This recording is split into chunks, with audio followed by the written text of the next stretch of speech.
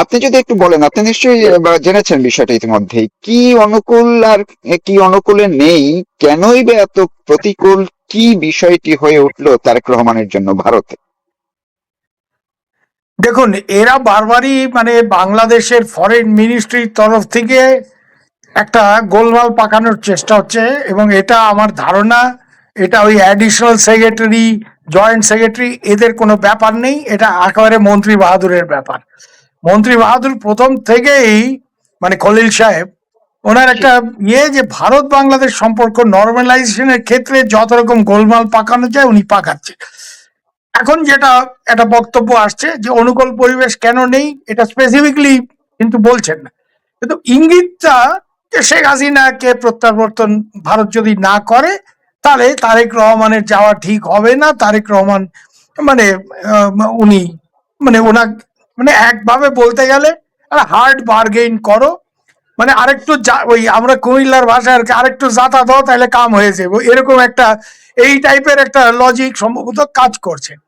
এরা এটা যদি এদের মাথায় হয়ে থাকে, আই হোপ আই এম রং, কিন্তু এরা যদি এটা ভেবে থাকে যে ভারতকে প্রেশারাইজ করে একটা বড় কিছু মানে আদায় করবে, এটা কিন্তু উল্টো এফেক্ট হয়। ভারত কিন্তু প্রথমে বন্ধুত্বের হাত বাড়ায় এবং অনেক কিছু মেনে নেয় ভালোভাবে বললে অনেক কিন্তু এটা যেই মুহূর্তে ইন্ডিয়ান সিস্টেমে এটা আসবে, ফিলিংটা যে ये लोग हमको प्रेशराइज कर रहा है, মানে আমাদের উপর চাপ সৃষ্টি করছে, তখন কিন্তু এইটার রেসিস্টেন্স সাংঘাতিক রকম একটা রেসিস্টেন্স তৈরি হয়, এবং এটা অল পার্টি।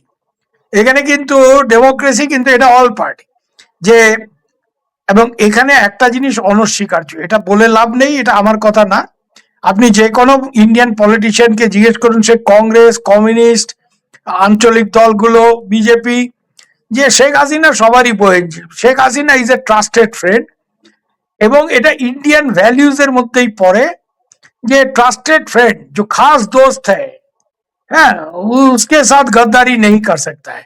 মানে যে এত মানে একেবারে পরিচিত মানে প্রমাণিত বন্ধু, তার সাথে বিট্রে করা যাবে না। তাই জন্য শেখ হাসিনাকে এদের ইচ্ছা মতো বন্দি বানিয়ে খাঁচার ভেতরে লক করে ওদের হাতে তুলে দেওয়া, এই গুড়ে কড়কড়া বালি। এইসব যদি কেউ আশা করে থাকে ভুল করবে। ভারত সরকার প্রত্যাহার করবে না। ভারত সরকারের স্ট্যান্ড পয়েন্টটা মারুফ ভাই আপনি বুঝবেন যে ভাই এখানে শেখ হাসিনা যখন এসছে, she was not convicted of anything, she came here as a prime minister looking for security, এবং that request for her security, ওনার সিকিউরিটির জন্য এই রিকোয়েস্টটা এসেছিল বাংলাদেশের আর্মি চিফের কাছ থেকে, এবং আমাদের আর্মি চিফের কাছে তার মাধ্যম দিয়ে ন্যাশনাল সিকিউরিটি অ্যাডভাইজার। এই জন্য দেখবেন যে শেখ হাসিনার প্লেন, বিমান, বাংলাদেশ মিলিটারি এয়ারক্রাফটে উনি যখন ল্যান্ড করেন, উনি কিন্তু পালম মানে যেটা Indira Gandhi international airport, civilian এয়ারপোর্টে ল্যান্ড করেননি, উনি মিলিটারি এয়ারপোর্টে ল্যান্ড করলেন হিন্ডনে, and she was received by Ajit Doval. যেহেতু পুরো ব্যাপারটা সিকিউরিটি রিলেটেড, এই জন্য ন্যাশনাল সিকিউরিটি অ্যাডভাইজার কোনকে রিসিভ করলেন। এই জায়গাতে ভারতের বক্তব্য হচ্ছে যেভাবে পাঠিয়েছিলে ওইভাবে নিয়ে যাও, একটা মিলিটারি প্লেন পাঠাও, নিয়ে যাও, তারপরে নিয়ে গিয়ে উনি কোর্টে গিয়ে সারেন্ডার করবেন সেই সুযোগ ওনাকে দাও, এবং তারপরে ওনার বিচারটা সুষ্ঠুভাবে হোক। এই একটা ব্যাপার ভারতের একটা বক্তব্য আছে এখানে। আর আপনি উনি দেখুন, আরো দুইটা পয়েন্ট বোধহয় বলছে, যে শহীদুল করিম আরো দুইটা পয়েন্ট বোধহয় বলছে। একটা হচ্ছে হাদির হত্যাকারী হিসেবে কেউ হয়তো ভারতে আছে, যারা আটক হয়েছিল বলে শোনা গেছিল তাদেরকেও ফেরত চাচ্ছেন, এবং অন্যান্য যারা পলাতক আছে তাদেরকেও ফেরত চাচ্ছে। তাহলে এই বিষয়টাই কি আসলে মুখ্য, নাকি আপনি যে ইঙ্গিতটা দিয়েছেন পেছনে বা আড়ালে কি অন্য কিছু আছে কিনা? না না, এদের আসল টার্গেট শেখ হাসিনা, ওই হাদির কিলার টিলার ঠিক আছে। আর হাদির কিলার যারা মানে যাদের বিরুদ্ধে অভিযোগ যে তারা হাদিকে হত্যা করে এখানে এসছে, হয়তো তাদের ফেরত দেওয়াও হতে পারে যদি ভারতীয়দের কাছে কোনো কনক্লুসিভ এভিডেন্স বাংলাদেশ অথরিটি ইতিমধ্যে দিয়ে থাকে বা দেয় যে এরাই হাদির কিলার, এদেরকে তো ফেরত পাঠাতে পারে। হ্যাঁ, এদেরকেও তো ফেরত দিতেও পারে, মানে প্রত্যর্পণ করতেও পারে, এক্সট্রাডাইট করতে পারে। তা হাদির কিলার আর শেখ হাসিনা তো এক জিনিস হলো না, তাই না? জি। মানে কিন্তু জি, বলুন। শেখ হাসিনার ক্ষেত্রে কিন্তু আমি এটা আপনাকে লিখে দিতে পারি, মানে আজকে যদি বাংলাদেশের এই চাপে পড়ে বা বাংলাদেশের এই সব মানে আবদার মাথায় রেখে যদি নরেন্দ্র মোদী শেখ হাসিনাকে ফেরত পাঠায়, he will face hell in parliament. কেন, ওনার সাথে শেখ হাসিনার যে সম্পর্ক, তার থেকে অনেক বেশি সম্পর্ক গান্ধী পরিবারের সাথে। রাহুল গান্ধী, প্রিয়াঙ্কা গান্ধী নরেন্দ্র মোদীকে মানে অবস্থা কাইল করে দেবে পার্লামেন্টে। এবং ওরা ব্যাপারটাকে কিভাবে প্লে করবে জানেন? মানে মোদির যেটা বেসিক ইউএসপি, যে is a strong prime minister, তো ইতিমধ্যেই এই ইমেজে খুব ধাক্কা লেগেছে।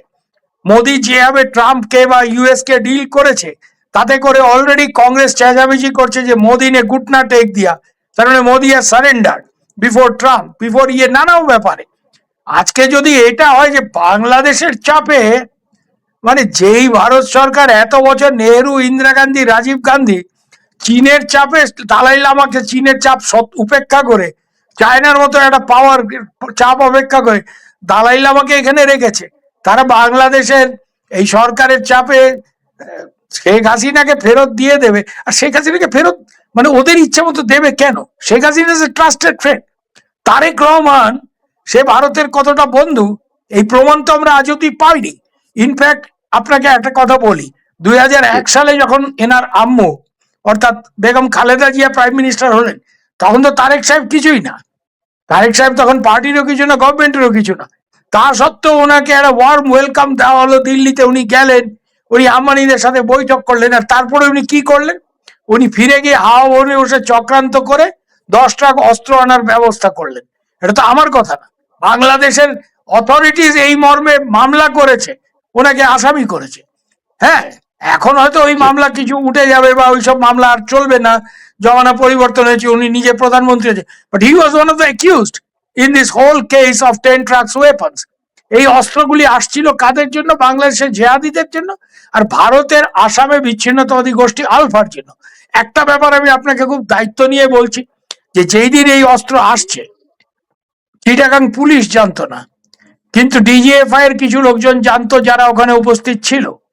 এবং 112 FIU ফিল্ড ইন্টেলিজেন্স ইউনিট চট্টগ্রামের, তারা এটার মধ্যে ইনভলভ ছিল। পরেশ বড়ুয়া নিজে চিটাগাং এ উপস্থিত ছিলেন, হোটেল হারবার ভিউ জিইসি মোড়, আমি স্পেসিফিক বলছি, ওটা নামে একটা হোটেল, পেছনে ওটা আলফার অফিস বেসিক্যালি। তখন ওই সময় আলফার একটা বাড়বাড়ন্ত, বাংলাদেশে তারা অবাধ বিচরণ ক্ষেত্র তাদের। তো এই জিনিসগুলি তো হয়েছে বিএনপির আমলে, যে ভারতের যারা দুশ্মন, হ্যাঁ, ভারতের যারা গোলমাল করে, তাদেরকে শেল্টার দেওয়া হয়েছে। কখন দেওয়া হয়েছে? যখন শেখ হাসিনা পাওয়ারে আসার পর 96 এর পরে এই শান্তি বাহিনী চট্টগ্রাম, পার্বত্য চট্টগ্রামে যারা যুদ্ধ করছিল, তাদের তো ভারত চাপ দিয়ে ফেরত পাঠিয়ে পিস টক্সে বসিয়ে পার্বত্য চট্টগ্রামকে শান্ত করার ব্যবস্থা করেছে। তারপরে তুমি ভারতের পেছনে লাগছো। 2001-এ তোমার আম্মু পাওয়ারে আসলো, তুমি হাওয়া ভবনে বসে চক্রান্ত করে এই অস্ত্র আনছো, এর এই বিপুল পরিমাণ অস্ত্র তুমি আলফাকে দেবে, ভারতে গোলযোগ পাকানোর, তো ভারত তোমাকে কি করে বিশ্বাস করবে? তো সেইটার প্রমাণ আজকে দিতে হবে তোমাকে। উই হ্যাভ টু বি কিন্তু অ্যাসিওর্ড যে তারেক যে Rahman is a friend of India. শুনুন, এখানে একটা ব্যাপার বারুক ভাই খুব পরিষ্কার, এখানে যদি এরা ভাবে যে ওই আর্ম টুইস্টিং বা ওইসব করে ভারতে, একটা জিনিস কিন্তু ভারত অলরেডি এদের জানিয়ে দিয়েছে। আপনি ইন্ডিয়ান এক্সপ্রেসে দেখুন, আমার খুব পুরনো বান্ধবী, আমার কলিগ ঋতু সারিনের একটা স্টোরি আছে। She is a very veteran journalist. এটা অন্য কেউ লিখলে আমি গুরুত্ব দিতাম, কিন্তু ফরেন মিনিস্ট্রির লোকজনকে কোট করে বলেছে যে এক্সট্রাডিশন নিয়ে যদি বাংলাদেশ চাপাচাপি করে, we will leave it to the courts, Indian court will decide Sheikh হাসিনাকে এক্সট্রাডাইট করা যায় কিনা। তার মানে এক কথায় বুঝতে পারছেন, ওই আমরা বলি না কথায় কথায় বাঙালিরা হাইকোর্ট দেখাইছো, ইন্ডিয়া কিন্তু হাইকোর্টটা দেখিয়ে দিয়েছে অলরেডি, যে ও তোমরা যদি শেখ হাসিনার প্রত্যার্পণের উপর গুরুত্ব দাও, তো ইট will B legally examined, it is a legal process. তো তোমরা কিভাবে শেখ হাসিনাকে ট্রায়াল করেছো, কি করেছো, সব ডেটা পাঠাও আমাদের কোর্টে, এটা we will seek legal opinion of the Supreme Court of India. তার মানে এক কথা হাইকোর্ট দেখিয়ে দেওয়া, যে বাবা আরেকটা জিনিস বলা হয়েছে দেখবেন, যে এই 21 থেকে 26-এর মধ্যে যদি তারেক রহমানের ভিজিট না হয়, তাহলে এরপরে মোদির আর সময় নেই। আমি এটা বিশ্বাস করতে পারি না যে 26শে অগাস্টের পর মোদি পুরো সময়টাই বিদেশে থাকবে। I don't believe it. এটা বেসিক্যালি বাংলাদেশকে একটা এক রকমের আলটিমেটাম। দিস ইজ দ্য ডিপ্লোমেসিতে বলে signal language. It's a signal, it's not a direct language. যে ভাই এর মধ্যে যদি তুমি ইন্ডিয়া না আসো, তাহলে after that it will not be business as usual, এক কথায়। তুমি ইন্ডিয়াতে আসবে না, এত কায়দা কানুন করবে, তো এরপরে তাহলে আর বিশেষ খাতির টাতির যেগুলি আমরা মাঝে মাঝে করে থাকি, যে আমাদের নিজের অসুবিধা সত্ত্বেও ডিজেল দেওয়া, অমুক করা তমুক করা, এগুলি কি করে হয়টা, এগুলি চিন্তা ভাবনার বিষয় চলে আসবে নানা রকম। সবাইরই তো ভাই কিছু না কিছু কার্ড থাকে, তাই না? হ্যাঁ, আর যে তাইলে এই জায়গাটায় দাদা, আহ, আপনার কথা অনুযায়ী যদি এমন হয় যে আসলে শেখ হাসিনার ফেরত দেওয়া বা যেই যে তিনটা দাবির কথা বলা হয় সেই কারণে অনুকূল পরিবেশ নেই, এইটা কি আসলে একটা বাহানা, নাকি এর আড়ালে আসলে তারেক রহমান যাতে ভারতে না যায়, না যেতে পারে, সেই ক্ষেত্রে অন্য কোনো কিছু থাকতে পারে কিনা? আপনার কোনো আমি আহ এটা কিছু আমি একটা ব্যাপারে বিশ্লেষণ আছে কিনা? নিশ্চিত, এই পুরো খেলাটা খেলছে খলিল, পেছন থেকে ইউনূস সাহেব। ইউনূস সাহেবকে তারেক রহমান রাষ্ট্রপতি হতে দেননি, কেন তারেক রহমান বা বিএনপি রাজি না হলে ইউনূস তো নির্বাচনে দাঁড়িয়ে হেরে যেত। শুধু জামাত এনসিপির ভোটে তো উনি জিততে পারবেন না, অঙ্কই মানে ইলেকট্রাল অ্যারিথমেটিক তাই বলে। তো তারেক রহমান মানে ওনাকে রাষ্ট্রপতি করার ক্ষেত্রে পিছিয়ে গেছেন। ওনাকে রাষ্ট্রপতি, আমেরিকানদের চাপ সত্ত্বেও ওনাকে রাষ্ট্রপতি করেনি। এই গোলমালের মূল কারণ বাংলাদেশের রিয়েল ভিলিয়ান হচ্ছে ইউনূস।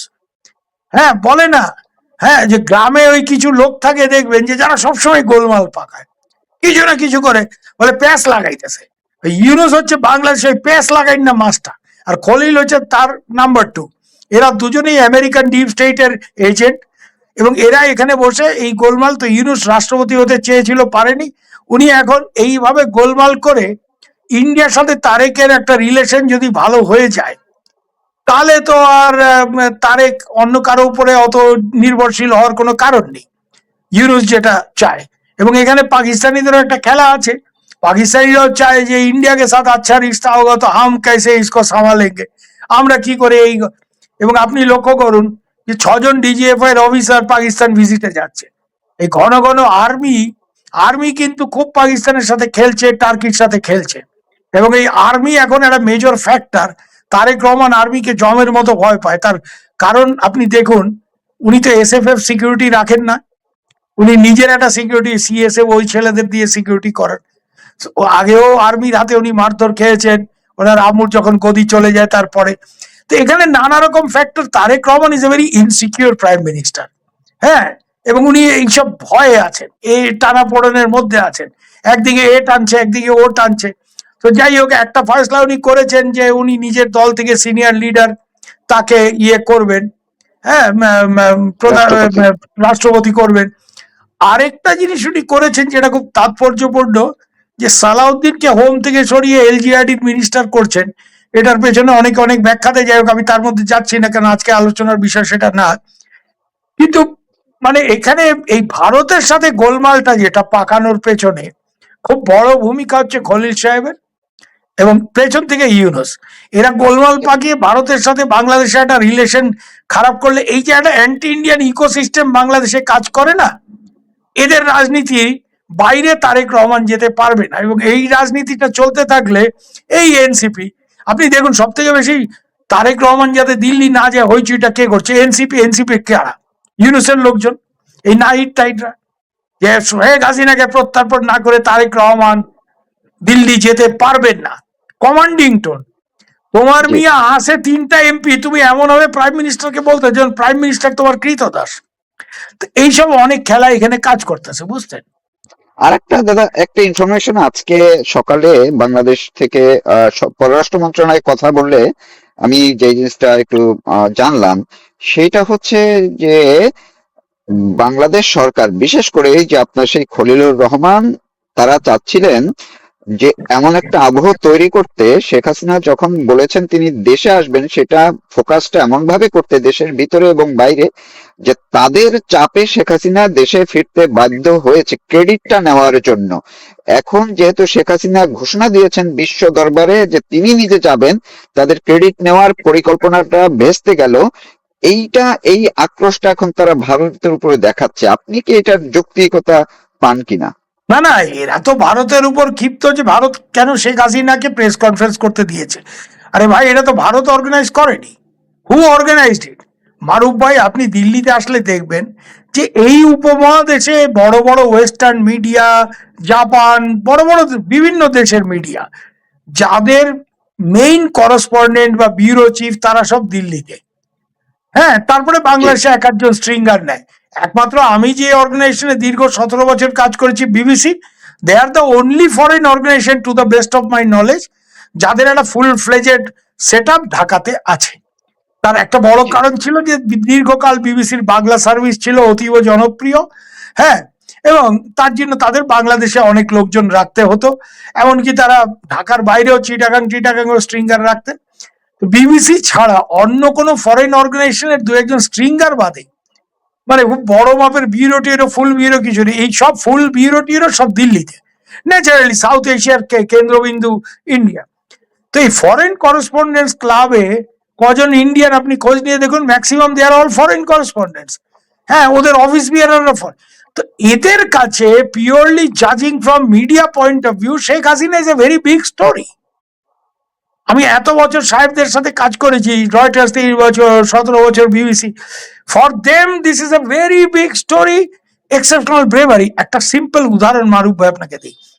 এরকম ভাবে দেশ ছেড়ে পালাতে হয়েছে ধরুন রাষ্ট্রপতি হাফেজ আল আসাদ, তাই তো, বা বাশির আল আসাদ, যে প্রেসিডেন্ট আসাদ অফ সিরিয়া, এখন সে রাশিয়াতে আছে।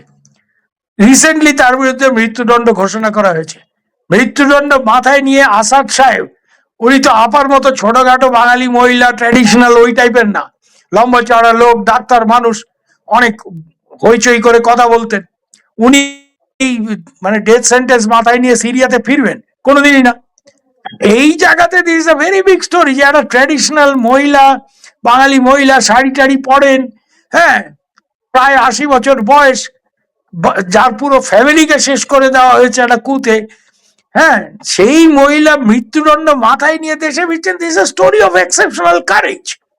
মানে অন্তত ওয়েস্টার্ন মিডিয়া সেভাবে দেখছে। এই জন্য আপনি দেখবেন যে শেখ হাসিনা যেদিন দেশে যাওয়ার করবে, 40-50 জন সাংবাদিক এই দিল্লি বেসড ফরেন প্রেসের লোকজন। এখন আলটিমেটলি ঢুকতে পারবেন কিনা বাংলাদেশ মিশন তাদের ভিসা দেবে কিনা সেটা আমি জানি না। ইন্ডিয়ান অনেক মিডিয়া যাদের উনি ইন্টারভিউ দিয়েছেন আমি জানি। এই যে এনডিটিভিতে উনি দীর্ঘ একটা ইন্টারভিউ দিয়েছিলেন, ইন্টারভিউটা করেছিল ওকে আমি চিনি, আমি বইন বলি ওকে, বইন মানে বইন আর কি আমাদের, জি। नेहा चंद्र। वो तो लाभाচ্ছে যে बहन जी वापस जाएगा तो हम भी बहन जी के साथ बांग्लादेश जाएंगे। तो আমি ওকে বলেছি, अरे बेवकूफ, पहले तुमको बांग्लादेश ভিসা देगा क्या वो पता करो, नहीं तो अभी ভিসা निकाल लो। কারণ পরে তুমি শেখ হাসিনার সাথে যাবে, বাংলাদেশ গভর্নমেন্ট তো ভিসা দেবে না। বাংলাদেশ গভর্নমেন্ট নিশ্চয়ই চাইবে না যে শেখ হাসিনা 40-50টা ফরেন মিডিয়া পার্সন নিয়ে দেশে ঢুকবে। she becomes the focal point of the story. কিন্তু সেইটাও তো তাহলে বড় একটা বিশ্ব মিডিয়ার জন্য বড় একটা সংবাদ হবে এইটাই তো যে এরা তারা। ভয় পাচ্ছে যে শেখ হাসিনা 40-50 জন ফরেন মিডিয়া পার্সন নিয়ে দেশে ঢুকলে মানে ব্যাপারটা কোন দিকে খেলাটা যাবে তো সবাই বুঝতে পারছে। Sheikh Hasina is the story, she is the central figure, she takes the stage. স্টেজটা তো উনি দখল করে ফেলবেন, বাকি সব তো হচ্ছে আপনার সাইড প্লেয়ার। সাইড প্লেয়ার মানে উনি হয়ে যাবেন ওখানে অমিতাভ বচ্চন, আর বাকি সব হচ্ছে ওই 2 মিনিটের রোল করে, 4 মিনিটের রোল করে, ওই অবস্থা হবে তাদের। তো এই জন্য এরা এখন ফাপড়ে পড়েছে যে আসলেও বিপদ, না আসলেও বিপদ। হ্যাঁ, এই বেডি নিয়ে কেমনে সামাল দেই। এই জন্য এখন নানা রকম প্যাঁচ ট্যাঁচ লাগিয়ে, আমার দু একজন বাংলাদেশের বইনরা আছে তো খুব বড় বড় মাপের লয়ার, তারাই আমাকে বলছে যে দাদা এটা ইচ্ছা করে প্যাঁচ দিতেছে যাতে উনি না আসেন, উনি ইন্ডিয়াতে থাকেন, যেমনে আসে এমনি থাকুক, উনি আসলে এরা নানা রকম প্যাচে পড়বে। আর শেখ হাসিনাও বিচক্ষণ রাজনীতিবিদ, এত বছরের অভিজ্ঞতা, উনিও এটা বোঝেন যে আমি গেলে, হ্যাঁ, আমাদের লোকজনের মানে ইন্ডিয়ান সিকিউরিটি সেট আপের একটা ভয় আছে যে উনি আসলে ওনাকে হয়তো পাকিস্তানি আইএসআই এর লোকজন একটা হিট ফিট করতে পারে, হামলা কর सकता है। কেন এদের কাছে পাকিস্তানিরা তো ইরেশনাল পিপল, ওদের কাছে একটা ধারণা এখনো আছে যে শেখ মুজিব গদ্দার, মুল্ক তোড় দিয়া মানে পাকিস্তান ভেঙেছে, খানদান কো খতম কর দো। এখানে আবার আরেকটা জিনিসও হতে পারে যে ওরাই হয়তো আইএসআই এই টেরোরিস্ট এই 6 জন বলে ঢুকেছে, একটা রিপোর্ট আমি দেখলাম, আমাদেরও কাছে রিপোর্ট আছে, আমাদের বাংলাদেশের এনএসআই এর কাছে রিপোর্ট আছে যে 6 জন মানে পাকিস্তানি এলিমেন্টস তারা ঢুকেছে ওই নেপাল থেকে বাই রোড নর্থ বেঙ্গল হয়ে, মানে নর্থ বেঙ্গল মানে ইন্ডিয়ান নর্থ বেঙ্গল হয়ে বাংলাদেশে ঢুকেছে ওই চ্যাংরাবান্ধা ওই সব সাইড দিয়ে। এর মধ্যে 4 জনকে আইডেন্টিফাই করা গেছে, এরা লস্করে তৈয়বা বা জামাত উদ দোয়া ওদের মানে মানে অপারেশনস এর লোক, মানে টেররিস্ট আর কি এক কথায়। এই আমাদের লোকজনের ধারণা যে ইয়ে মানে এটা হয়তো Sheikh Hasina is high value target, কিন্তু আবার অনেকে বলছেন, যেমন বিশেষজ্ঞ বাংলাদেশের এবং আমাদের ছোট ভাই আমিনুল হক পলাশ, তার সাথে একটু আগে কথা হচ্ছিল আপনার প্রোগ্রামে আসার আগে, ও বলছে না দাদা এরা হয়তো তারেক রহমানকে মেরে দিয়ে ওই 80-81-এ যেমন জিয়াউর রহমান মানে ওরকম একটা গোলমাল পাকানোর জন্য একটা chaos সৃষ্টি করতে পারে। হ্যাঁ, Pakistan may do that also. কারণ শেখ হাসিনাকে মেরে দিলে যে ফ্লো উঠবে দেশে, আওয়ামী লীগের পক্ষে এটা সামলাতে পারবে না এরা।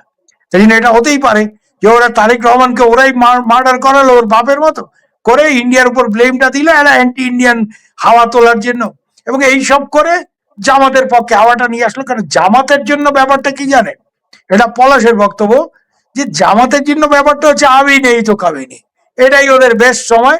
এবং ইলেকশন করে এত ফেভারেবল অবস্থায় ওর জামাত, ওই 60-70টা সিট, তার মানে জামাত নর্মাল ওয়েতে বাংলাদেশে ক্ষমতায় আসার কোনোদিন কোনো সম্ভাবনা নেই, এটা জামাতের লোকজন বোঝে, তাদের অ্যাসেসমেন্ট আছে, পাকিস্তানও এটা বোঝে। তো এই ইলিগাল একটা কিছু করে একটা মার্ডার করে দিয়ে দেশে ক্যাওস করে মিলিটারি রুল টুল, আর মিলিটারির মধ্যে জামাতের কন্ট্রোল এখন অনেক বেশি আগের তুলনায়। তো এই ধরনের একটা ব্যাপারের কথা কিছু কিছু বিশেষজ্ঞ আমিনুল হক পলাশের মতো এরাও বলছে। তো যেই কারণেই হোক, এই লোকজন যারা ঢুকেছে এরা তো বাংলাদেশের টাঙ্গাইলের চমচম বা কুমিল্লার রসমালাই খেতে আসেনি এই পাকিস্তানিরা, সাজিদুর রহমান এন্ড কোম্পানি, কিছু একটা গোলমাল করতে এসছে। তাই জন্য এইসব একটা পরিস্থিতির পরিপ্রেক্ষিতে ইন্ডিয়ার একটা লেজিটিমেট কনসার্ন আছে। তবে বাংলাদেশ এই যে দর কষাকষিটা করছে, এটা খলিল সাহেবের খেলা, এবং এদের আলটিমেট খেলাটা হচ্ছে ইউনুস খলিল এই গং ইন্ডিয়ার সাথে কোনোভাবে যাতে রিলেশনশিপটা নর্মালাইজ না হয়, এটা হলে তারেক রহমানের একটা সলিড ভিত্তি নিজস্ব হয়ে যাবে। এরা আর তাহলে তারেক রহমানকে মানে তারেক রহমানের এদের উপর নির্ভরশীলতা, আমেরিকার উপর নির্ভরশীলতা কমে যাবে। This is the game, ah, it's a জি, লার্জ আমি জিওপলিটিক্যাল গেম, তার মধ্যে জি, এইটা একটা ব্যাপার। সরি। ওই যে একদম না, একদম শেষ করব আমি। আরেকটা প্রশ্ন, আমরা যদি ধরে নেই আজকে কালকের মধ্যে কোনো একটা পরিবর্তন হলো নতুন কিছু সিদ্ধান্তের জায়গায়, সেই ক্ষেত্রে যেই কথাটি এই কদিন পর্যন্ত শোনা যাচ্ছিল যে তারেক রহমান যদি 21 থেকে 26 তারিখের মধ্যে ভারতে যান কিংবা আগে পরে যখনই হোক, তখন অন্য আলোচনার সঙ্গে বা অন্য আলোচনার ক্ষেত্রে শেখ হাসিনার ইস্যুটা তারেক রহমান এবং নরেন্দ্র মোদীর বৈঠকের মধ্যে কতটা গুরুত্ব পাবে, কিভাবে গুরুত্ব পেতে পারে, নাকি আদৌ পাবে না? কেউ কেউ বলছেন এটা কোনো বিষয়ই হবে না। কি মনে হয় আপনার? আমার মনে হচ্ছে যদি কোনো কারণে শেষ পর্যন্ত তারেক সাহেব আসেন এবং তারেক সাহেবের সাথে নরেন্দ্র মোদীর কথা হয়, তারেক সাহেব ইস্যুটা তুলতে পারেন যে what about her extradition. Indira মানে নরেন্দ্র মোদী সেখানে খুব ক্লিয়ার কি উত্তর দেবে সেটা আমি প্রেডিক্ট করতে পারি। তারেক সাহেব কি বলবেন এটা আমার পক্ষে প্রেডিক্ট করা মুশকিল। নরেন্দ্র মোদী কি বলবে, বলবে যে কানুন হ্যাঁ কানুন কে মোতাবিক হোগা তারেক সাহেব, মানে it will be according to law. আজকে যেটা আপনি দেখুন ইন্ডিয়ান এক্সপ্রেসের ঋতু সারিনের স্টোরি আছে, অন্য ইন্ডিয়ান জার্নালিস্টরা বাংলাদেশ অত জানে না, কিন্তু ঋতুর খুব ভালো কানেকশন ফরেন মিনিস্ট্রিতে, বলেই দিয়েছে যে Sheikh Hasina's extradition will not be decided at an administrative or a diplomatic level. It will be decided by the courts in India. তার মানে বাঙালি হাইকোর্ট দেখাইছো, বাঙাল হাইকোর্ট দেখাই দিছে তোমার যে তুমি দাও এটা, we will consider it legally, we will seek legal opinion from the Supreme Court of India. So ব্যাপারটা ওই জায়গাতে থেকে যাবে। তাই জন্য তারেক রহমান বাংলাদেশের স্বার্থে, বাংলাদেশের এখন ইন্ডিয়াকে অনেক কারণে প্রয়োজন। এই ট্রাম্প বা আমেরিকানরা অনেক কায়দা কানুন করছে বাংলাদেশকে ব্যবহার করে মায়ানমার সিভিল ওয়ারে ইন্টারভেন করার জন্য, ওখানে গেরিলাদের অস্ত্র দেওয়ার জন্য। কিন্তু এরা তো বাংলাদেশের যেটা প্রয়োজন, এরা তো মানে ট্রাম্প চাচা তো তারেক সাহেবকে 5 লিটার ডিজেলও দেয়নি, ডিজেলটা দিয়েছে কে? তো আলটিমেটলি মানে the proof of the pudding is in the eating, তাই না? তো এর জন্য আপনাকে দেখতে হবে তারেক সাহেব মানে India needs Bangladesh, Bangladesh needs India. ইন্ডিয়ার সাথে সম্পর্কটা ভালো রাখতে পারলে তারেক সাহেবেরই লাভ। ওনার মানে উনি দেশের স্থায়িত্ব স্থিতিশীলতা ফিরিয়ে আনতে অনেক বেশি সহযোগিতা ইন্ডিয়ার থেকে পাবেন। আমেরিকা যার বন্ধু তার শত্রুর দরকার নেই। আমেরিকা এই জায়গাতে ঘাঁটি গেড়ে ওই চীনকে আটকাবার জন্য মায়ানমারে গোলমাল পাকাবে যাতে ওখানে মায়ানমারের সরকার ফেলা যায়। ইন্ডিয়াকে এই লাইনে আনতে পারেনি বলে বাংলাদেশকে ভর করেছে। তো তারেক সাহেব বাংলাদেশের প্রধানমন্ত্রী, উনি যেটাই করবেন আমরা আশা করব বাংলাদেশের স্বার্থ মাথায় রেখে করবেন। ওই মার্কিন চাচাদের কথা মাথায় রেখে যদি কিছু উনি করেন, উনি কিন্তু পেঁচে পড়বেন।